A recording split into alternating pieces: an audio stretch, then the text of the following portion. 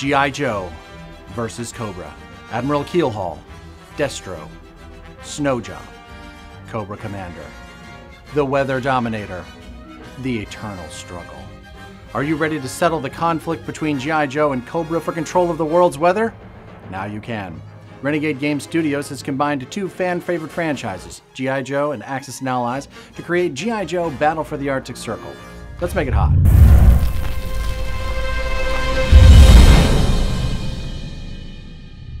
Welcome to Board Game Nation. My name is Gary Blevins. Thank you so much for watching. And a special thank you to our friends at Renegade Game Studios for sponsoring today's quick start guide for G.I. Joe Battle for the Arctic Circle.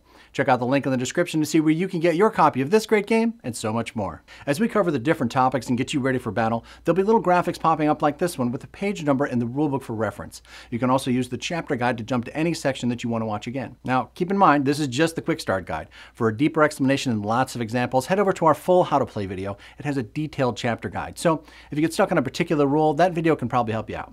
Let's dive in. G.I. Joe Battle for the Arctic Circle is a 2 to 4 player game designed for ages 14 and up and plays in about 90 minutes. Players are asked to take on the role of one or more of the commanders currently battling for control over the Arctic Circle. First, let's look at the board. In the bottom right corner, you'll find the turn order, as well as the colors for each power. Cobra Commander and Destro are represented by red and black, and they are Team Cobra. Admiral Keelhaul and Snowjob are blue and white, and they are Team G.I. Joe. The battlefield itself is a hex map that includes 6 bases outlined in the colors of the 4 powers. Each power controls one of the bases alone, and 2 of the bases are shared by the respective teams. This game includes 3 different scenarios that can be played, but in all of them, if a power captures any of the enemy bases, it is an instant win. So both teams will need to defend these carefully. On the map, you'll notice some of the hexes have white numbers in them. These hexes start as neutral, but have been improved in some way and have a greater value. Scenarios 1 and 2 also have win conditions based on the total number of victory points held by each side at the end of Snowjob's turn. If a team ends a round controlling a combined total of 10 or more victory points, they win. If no one reaches this goal by the end of the 7th round, the side with the most victory points takes home the glory. Scenario 3 is a slugfest that only cares about the capturing of a base. See the rulebook for more about that one. It is a lot of fun. All right, let's get this game ready for action. Place the board in the center of the table and put the round tracking token in the 1 position on the round tracker on the board. Give each player their commander boards and all of the units of their matching color, as well as the control markers. But remember, these control markers are double-sided, so they'll need to be in reach of both members of that team. Team Cobra will also need to have the Weather Dominator token and the ice hexes readily available to them. The player aids, the combat dice, and the gray and green stacking chips should be accessible to all the players. Oh, real quick. The stacking chips are used to help make it easy to quickly see what's happening on the map. So a mini on the map is just 1 unit. Each gray chip under that mini represents 1 additional unit of the same type. A green chip is worth 3 additional units of that type. You get it. Oh, and you are definitely going to want to use these chips during the game because the number of stacks of units is limited by the number of minis that come with the game. So the game includes 2 aircraft carriers for each power. That means that while you can have as many chips under a carrier as you want, each carrier can only have stacks of them in no more than 2 hexes. That also means that if you don't have enough actual pieces to make a move, it can't be made. So if you've got 2 stacks of carriers on the map, they're not allowed to break up in a way that would require the use of a 3rd mini. Something to keep in mind, especially when you're purchasing new units. Now, looking at pages 20 through 25 in the rulebook, we can see that once we've selected our scenario, setup is pretty easy. Make the map look like the picture in the rulebook. Now, as you go through this, look closely for any gray or green stacking chips under those silhouettes. They can be easy to miss.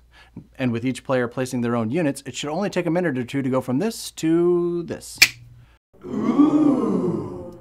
Ah. Let's talk gameplay. The game starts with Cobra Commander's turn and the purchase reinforcements phase. Here, players add up the number on both of their bases and any VP hexes that they control. The total is their available reinforcement points. They then spend those reinforcement points on units that they want to buy this turn. The cost of each is in the rulebook and on the handy player aid. However, instead of putting those troops immediately into play, for now they'll go to the mobilization zone in the top left corner of the map. Players can save no more than 4 reinforcement points. This is tracked on the strategic reserve chart on the bottom of the map. Any unspent RPs beyond these 4 are lost, so go nuts. In this phase, once per turn, Team Cobra can also activate the Weather Dominator to freeze a sea-only or a dual hex, turning it into a land-only hex. But the target hex can't have a number in it, and it must be unoccupied. After purchasing reinforcements, players can initiate a battle by moving their units into hexes occupied by enemy units or markers. In this phase, players may also assign their cruisers to attack ice hexes. When moving your units, make sure to check the player aid for the movement value of each unit type and the rulebook for any special abilities that they might have. Land units can move into and through land and dual hexes, while sea units can move into and through sea only and dual hexes. One important note here about dual hexes. For a land unit to cross into or out of a dual hex, there must be a land bridge. They can't just walk across water from hex to hex. Conversely, sea units have to have a waterway to cross from a dual hex to another dual hex. Air units can move through any type of hex to get to a fight, even those containing enemy units, but their flight plan must always include a safe place to land when the smoke clears. After all the combat moves have been declared, it's time to separate the mice from the men and settle all these battles. Icebreaker attacks are also resolved during the conduct combat phase. Players will roll for each battle one at a time, but they're all happening simultaneously, and the attacking player gets to decide the order that they resolve. So, how does this all play out? Combat in G.I. Joe Battle for the Arctic Circle breaks into 5 easy steps. The first step is purely for the Cobra forces. Here, they get to decide whether to use their optional first striking ski torpedo ability of their Wolf units. After the first strike abilities are resolved, we move to Step 2, Attackers roll. Step 3, Defender rolls. Step 4, remove casualties. And then finally, if there are still a mix of friendly and enemy units in the hex, the attacker decides whether to continue the attack or retreat. This sequence, except for that first strike bit, continues until the attacker retreats or one side is destroyed. After the battle is complete, the attacker chooses the next conflict to resolve. After all the battles have been completed, it's time for the non-combat move phase. Here, the active player can move any land or sea units that were not involved in combat, and all surviving air units must find a safe place to land. Land and sea units may not enter or pass through enemy-occupied hexes, and no units can end the turn in a hex with enemy units or markers. This game has limits on how many units may end a turn in the same hex. Base hexes have a max occupancy of 12 units. All other hexes have a max of 8. In Phase 5, it's time to enforce those limits. So, units belonging to the active player in any hex found to be over the limit are removed from play at the active player's choosing. Next up, it's time to move those shiny new units out of the mobilization zone and onto the battlefield.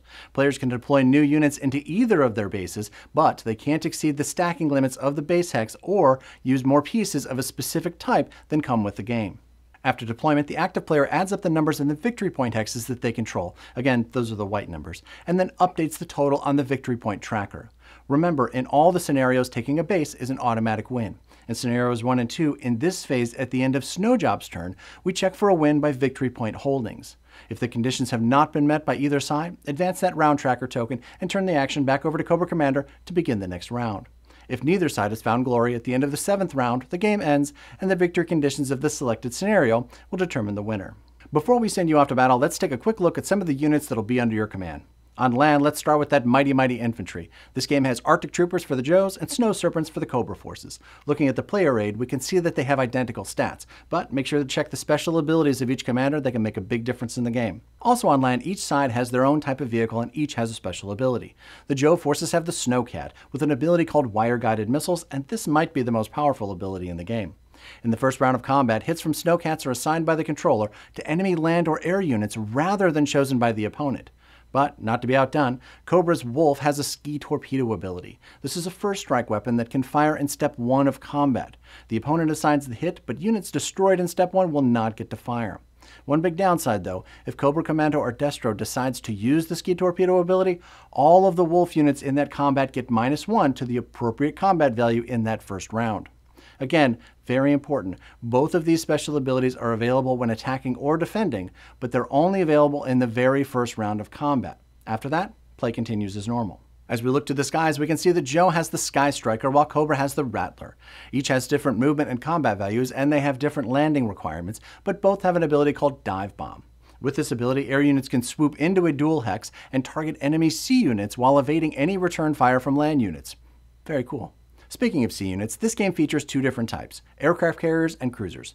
Carriers take 2 hits to sink and serve as a landing zone for 2 air units of the same color, while cruisers break up the ice hexes and can transport up to 2 land units and create amphibious assaults. Lastly, each commander has their own special ability that will come into play over the course of the game. You can find out more about those on the character cards and in the rulebook.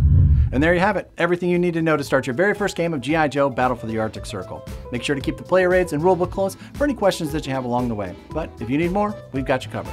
Hector Ramirez and the BGN Action News team are standing by with our full how to play video with more detailed explanations, loads of examples, and even interviews with each of the commanders battling for control of the world's weather. Follow this link right here to check that out. For our latest bit of mayhem, right this way. And if you're ready to join Board Game Nation, click here to subscribe. My name is Gary Blevins. Thank you so much for watching. We'll see you next time.